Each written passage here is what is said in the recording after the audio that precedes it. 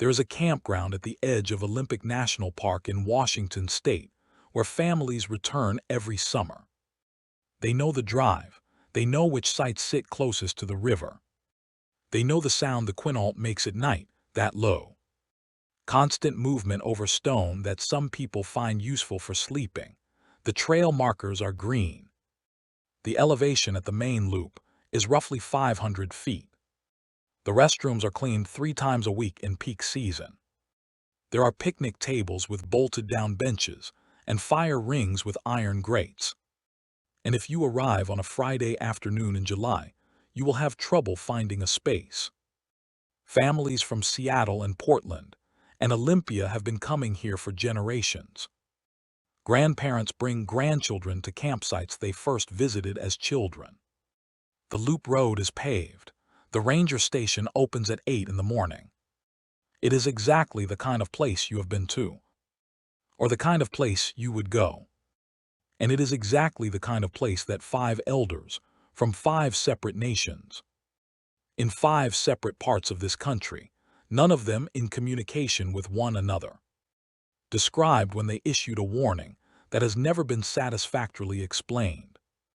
The warning was not general. It was not the broad caution of people unfamiliar with wilderness. It was specific in its language, specific in its conditions, and specific in what it prohibited. And when researchers and ethnographers began comparing these accounts in the late 20th century, the convergence they found was not the kind that could be dismissed as coincidence or as the natural tendency of isolated cultures to arrive at similar superstitions. The language was too precise, the conditions too identical, the prohibition too exact. 5 elders said the same thing. They said it about places like this one. And the answer, the explanation for why 5 unconnected nations issued identical instructions about the same set of conditions, was never given. What follows is what the record shows. There are things that cultures pass down because they are useful. And there are things that cultures pass down because they are true. And occasionally these are the same thing. The Quinault Nation has occupied the Olympic Peninsula for thousands of years. Their relationship to the Quinault River and the surrounding rainforest is not incidental. It is foundational to their identity, their economy, their spiritual life, and their governance. When the Quinault speak about land, they are not speaking metaphorically. They are speaking practically, in the way that a farmer speaks about weather or a sailor speaks about current. The knowledge is operational. It has been tested. It has consequences. The Lakota people of the northern Great Plains have carried knowledge of the Black Hills and the surrounding grasslands across generations of oral tradition, so precise that modern archaeologists have used Lakota accounts to locate sites that written records did not preserve. When a Lakota elder describes a place, that description has been refined across hundreds of years of observation and experience. It is not guess. It is record. The Dene, the people your maps call Navajo, maintain one of the most sophisticated and detailed systems of land knowledge in North America. Their understanding of the Chuska Mountains and the Colorado Plateau is encyclopedic in a way that Western scientific documentation is still working to fully comprehend. When Dene elders issue guidance about how to behave in specific terrain, that guidance does not emerge from imagination. It emerges from accumulated experience with consequences. The Anishinaabe people of the Great Lakes region and the Cherokee of the southeastern Appalachians carry similar traditions, distinct in their particulars, precise in their geography, rooted in thousands of years of direct relationship with specific land. These are not marginal cultures preserved in archives.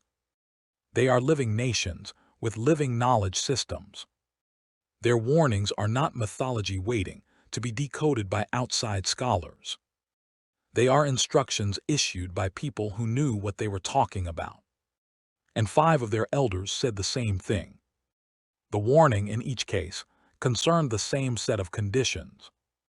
It activated after full dark, not at dusk, not at twilight, but after complete darkness had settled over a wilderness area. It applied to any sound heard in that darkness that could not be attributed to a known source, and it prohibited three specific responses: looking toward the sound, speaking in the direction of the sound, and following the sound. Why those three? Why not others? Why did 5 nations in 5 separate geographies, speaking 5 separate languages, arrive at the same 3 prohibitions? The elders did not explain. Each of them, in each recorded account, declined to provide a reason. They provided the instruction. They did not provide the source.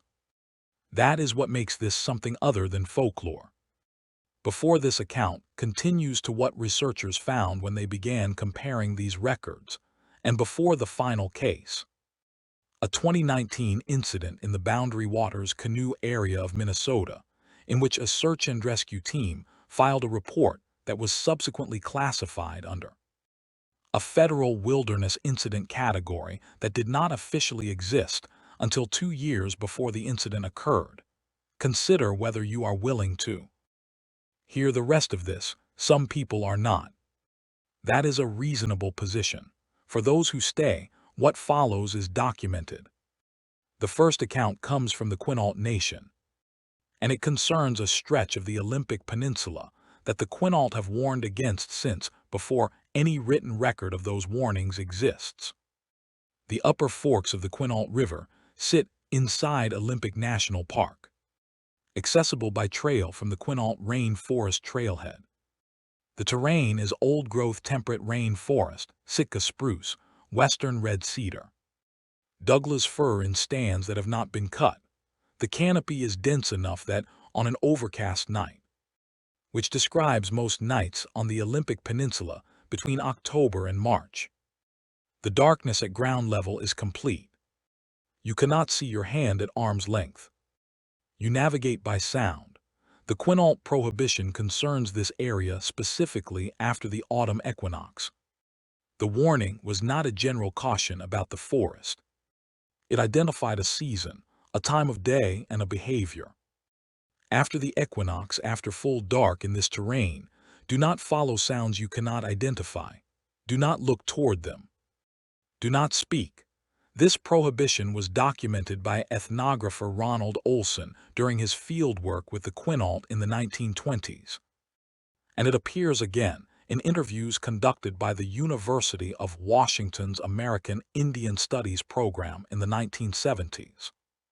The language in both sets of records is consistent across a 50-year gap and across multiple speakers. This is not one elder's account. It is a shared instruction that survived intact across generations. In October of 1987, 2 hikers, a man and a woman, both experienced backpackers from Portland, Oregon, began a permitted overnight trip on the Quinault Loop Trail. They were reported overdue at 9 in the morning 2 days later, when they did not return to the trailhead. An Olympic National Park search and rescue team located them the following afternoon. Approximately 8 miles from their last confirmed position, they were physically unharmed. They were disoriented. They reported, separately and in accounts that matched each other, that during the night they had heard a sound from somewhere outside their tent, a sound that one of them described as rhythmic, and the other described as inconsistent, and that they had followed it. They described following the sound for what felt to them like 20 minutes. The search team's report noted that they were recovered 11 hours after they had been reported missing. They were on a trail. The trail was not on any map issued by Olympic National Park. The Forest Service conducted a follow-up survey of the area. No unmapped trail was found. The ground where the hikers had been located showed no unusual features. The incident was logged and filed. It is part of the public record. No explanation for the trail was offered in any subsequent documentation. The second account moves east to the Black Hills of South Dakota and the grasslands of the Pine Ridge region, territory central to the Lakota people. whose name for these hills translates as the heart of everything that is. The Lakota understanding of certain locations in this region goes beyond what most outside researchers initially recognized as geographic knowledge. Among the concepts carried in Lakota oral tradition is a category of place that does not translate cleanly into English. The word most often rendered by translators as a spirit or a figure is more accurately understood as a condition, a state that certain locations can enter or be placed in, a state in which the land itself has been made wrong. The Lakota warning about these locations is consistent with the structure of the warnings from the Quinault and the nations that follow in this account. It concerns nighttime. It concerns sounds. It concerns the prohibition against response. But the Lakota account adds one element that does not appear in the same form in the others: a description of what happens to a person who responds anyway. The elders did not describe harm in the conventional sense. They described interval, a gap in a person's experience of time that could not be accounted for, a period during which the person continued to exist and move, and in some cases continued to act, but during which no memory formed. You would be somewhere. You would then be somewhere else. The time between would be gone. In August of 1994, a geologist working for a private mineral survey company was conducting field work in the Buffalo Gap National Grassland, a stretch of badlands terrain south of the Black Hills. The survey area covered less than 2 square miles. The geologist did not return to his vehicle at the end of the workday. He was reported missing by the survey company the following morning. He was found 6 days later on foot, at the edge of a county road 12 miles from the survey area. He was in adequate physical condition. He had no memory of the 6-day interval. His field notebook, which he carried on his person when found, contained entries dated across the missing period. The handwriting matched his own.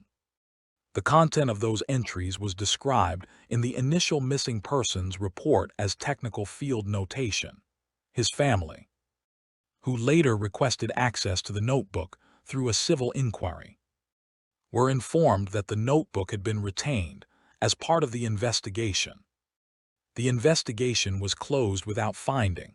The notebook was not returned. His family has not been given an explanation for either the interval or the retention of his notes. By the time researchers began formally comparing these accounts in the 1990s, a pattern had emerged that went beyond the expected overlap between cultures that share a continent. The Quinault warning, the Lakota warning, the Dene warning from the Chuska Mountains along the New Mexico-Arizona border, the Anishinaabe warning from the territory surrounding Lake Superior, the Cherokee warning from the southern Appalachians along what is now the Tennessee, North Carolina line.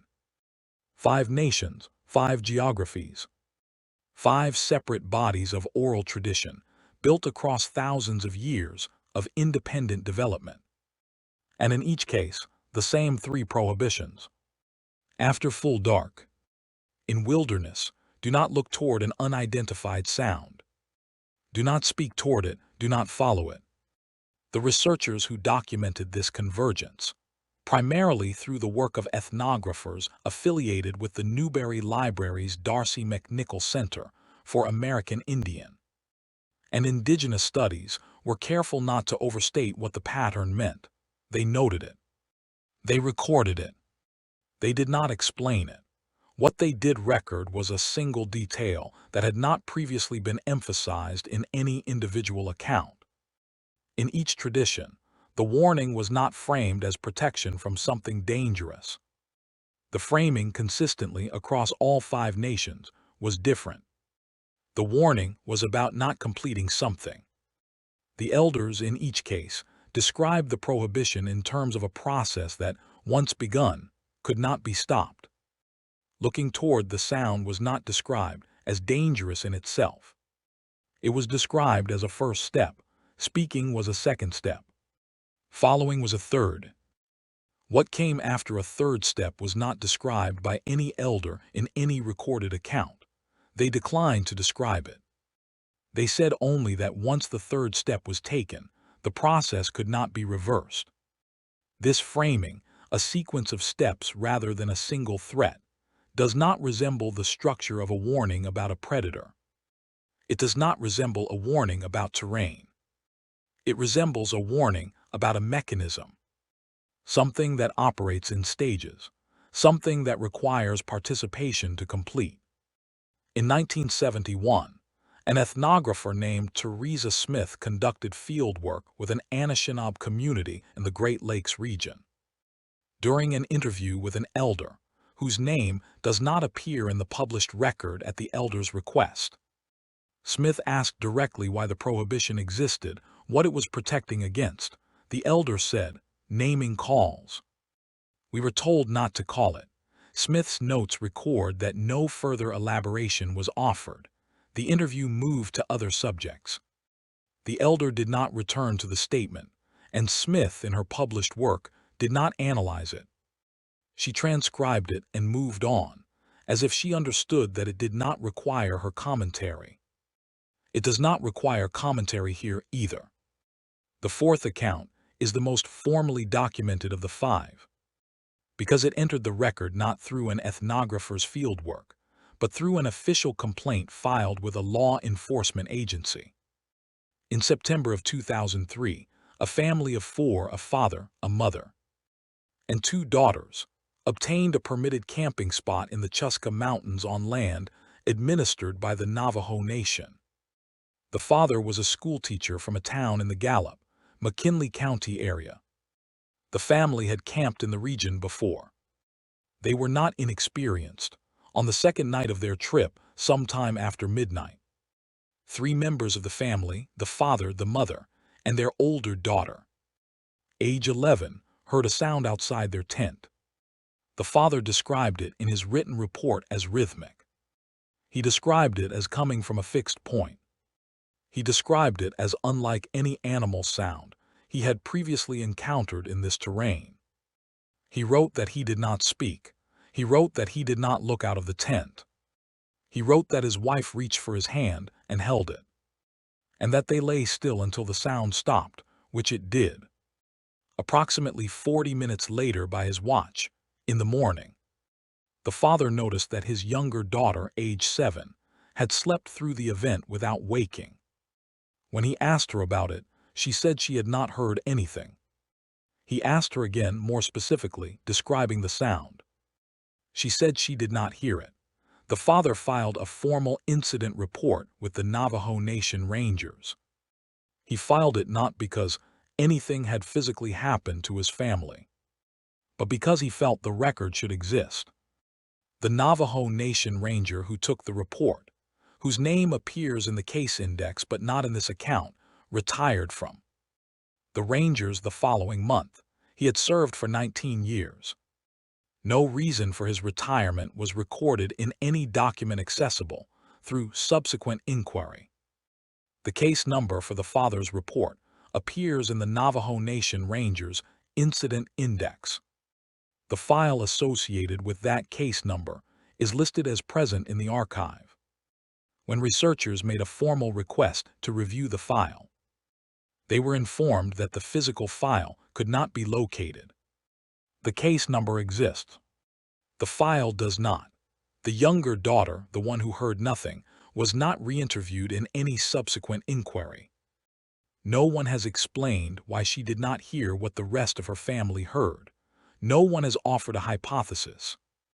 The question was noted in the researcher's documentation and left open. It remains open. The fifth account concerns not a single incident but a living instruction, a warning that is not historical, not archived, not preserved in a museum's collection of oral tradition, but active, current, being passed to children right now. The Eastern Band of Cherokee Indians, headquartered in Cherokee, North Carolina, maintains formal guidance for its members on conduct in forested areas at night. This guidance is not ceremonial. It is practical. It is included in community education materials.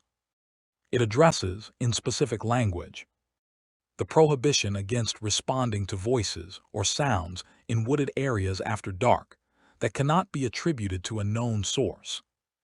This guidance was reviewed and reaffirmed in 2021. It was not updated or modernized.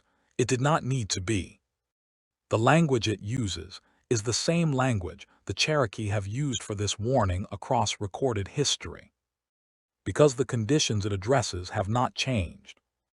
A child growing up in the eastern band of Cherokee today receives this instruction, not as mythology, not as history, as guidance about how to behave in the woods at night. The same instruction, the same 3 prohibitions, the same framing, not dangerous in itself, but a first step in a sequence that must not be completed. This is not a relic. It is not behind glass. And in 2019, in the Boundary Waters Quinault area wilderness of northeastern Minnesota, a stretch of boreal forest and interconnected lakes that sits within the traditional territory of the Anishinaabe, a search and rescue team responding to a reported missing persons incident filed an incident report with the United States Forest Service. The report was classified. This is not unusual in itself. SAR reports involving ongoing law enforcement investigations, medical privacy concerns, or certain categories of sensitive information are routinely restricted. But the classification used for this report was filed under a wilderness incident category, a specific administrative designation within the Forest Service's incident management framework that did not exist until 2017. The incident occurred in 2019, 2 years after the category was created. The category's creation in 2017 was not announced publicly. It appeared in internal Forest Service administrative documentation. Researchers located it through a Freedom of Information Act request filed for unrelated purposes. The category exists. The report filed under it exists. Its contents have not been released. The missing persons case to which the report corresponds was resolved. The individuals involved were located, but the terms of that resolution are not part of the public record. Somebody in 2017 anticipated that a category would be needed for this type of incident. They were right. There is a campground at the edge of Olympic National Park in Washington State where families return every summer. The drive is the same. The trail markers are the same green. The Quinault River makes the same sound over the same stone that it has made for longer than any record of this place exists. The restrooms are cleaned 3 times a week in peak season. There are picnic tables with bolted-down benches and fire rings with iron grates. Families from Seattle and Portland and Olympia pull into the loop on Friday afternoons and set up tents their children have slept in for years.